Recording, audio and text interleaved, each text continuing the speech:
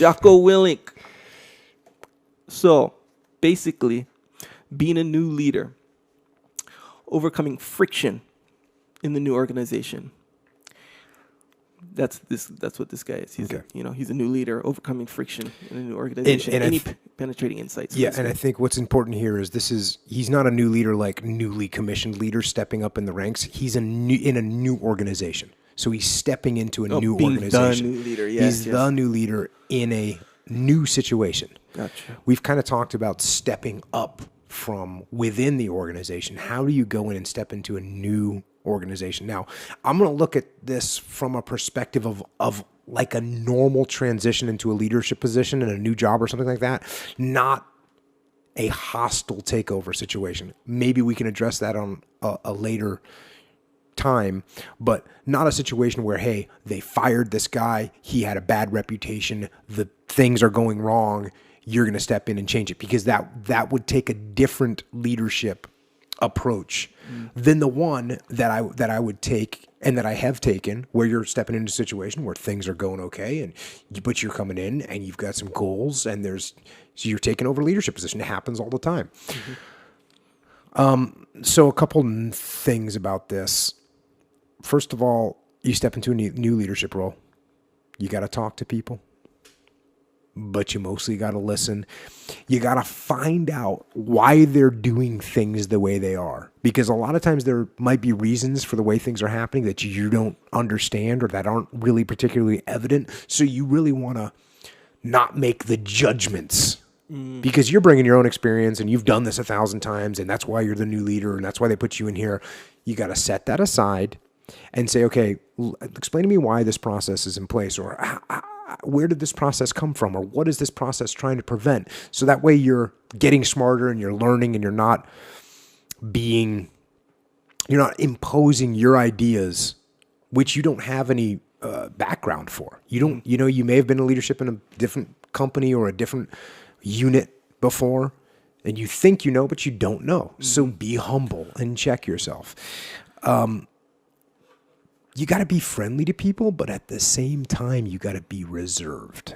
Now, this is tricky, because you are trying to build relationships. You absolutely are trying to build relationships. That's what life is. That's what business is. That's what war is. That's what everything is about, building relationships with these other humans. So you want to be friendly to people, but at the same time, from a leadership perspective, you can't just come in and be Mr. Nice Guy and best friends with everybody. That's not going to work out for you for a couple reasons. Number one, you don't know the face that people are going to present you out of the gate is not necessarily the true face of that person. So you may check in your first day and this guy, hey, it's great to meet you. So good to have you on board. Heard a lot about you. And you go, wow, this guy's, and he starts giving you some background information about things that are going. And by the way, we got a couple things that are a little messed up, and I can point them out to you, but that guy might be working his agenda. So you gotta be cautious as you go in. And the other piece of that is, it is much easier to reel back in slack, it's much easier to give out that friendship later than it is if you go overboard and you become everyone's best friend, and now you got to cut it off. Now all of a sudden you become a jerk. So it's much easier to give out the slack when you want to later than it is to give out a bunch of slack and then try and reel it back in and be a jerk. And it makes it hard for both parties. That's why in that case, like, but it's going to be really hard. The only reason you're pulling back the friendship thing is because it started going sideways. And that makes it even harder. Yeah, man. It's a nightmare. Got to watch out for the gossip, because everyone's going to want to whisper in your ear the things about the people and this and that. So you got to be careful. Nod your head, take it on board, but take it with a grain of salt. Definitely don't encourage it. Yeah, and that can be a hard part for certain types of people, we'll say, because let's face it, man, that can be some interesting stuff. You know? And there can be some knowledge to be gained there, but you just have to be careful.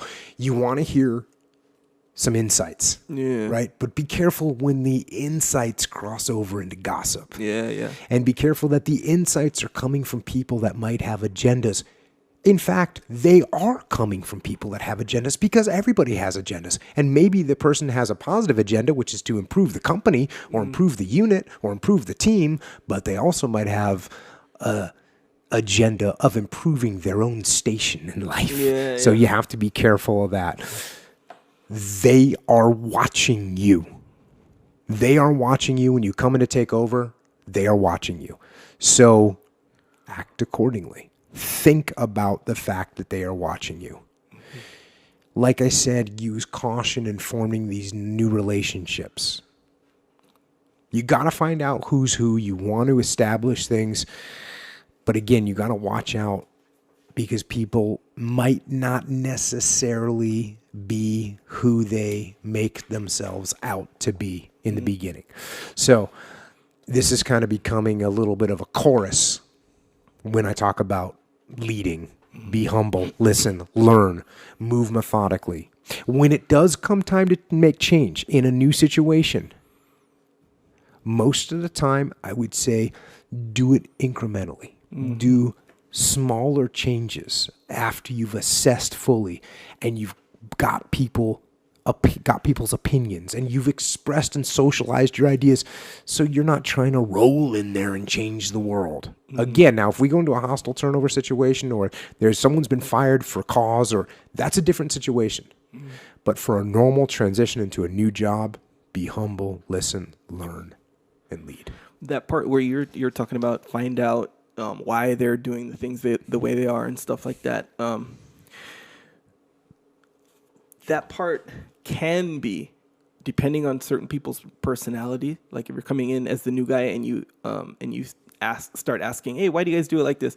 If you come off with the wrong tone, sometimes it'll sound like that you're questioning it. Oh, for sure. So I remember when I worked at the nightclub, we had a new manager, and his name was Joel. He came in and he was this whole list personified.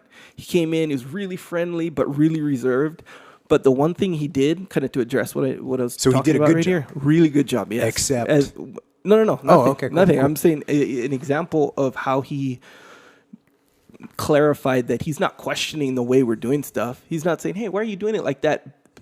Because this way sucks. It didn't have that tone. But he came to me, and I saw him do it to the other guy, where he came in and said, hey, I'm going to be asking a lot of questions because obviously I'm new here, just so I can understand and get on board with what you're doing so it can be ultimately what we are doing. That's what he said.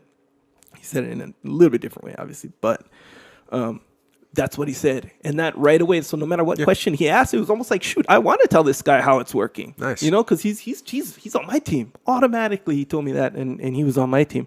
So I think if that can be clarified, that you're not like questioning it because it seems like, I want to make it seem like, I know a better way right off the bat. You don't want that tone. Nope. I know just on the receiving end, I don't want that tone. Nope. Because I'm going to be all, So anyway, yes. And the last thing I kind of had written down here was enjoy it. It's awesome stepping into a new leadership position, and it's challenging to do what you just talked about, to transition people into your leadership realm and to do it in a subtle way that brings them on board with a positive attitude. So enjoy that challenge. Yeah. Because it's pretty fun, it's challenging, and most importantly, it's rewarding. Yeah.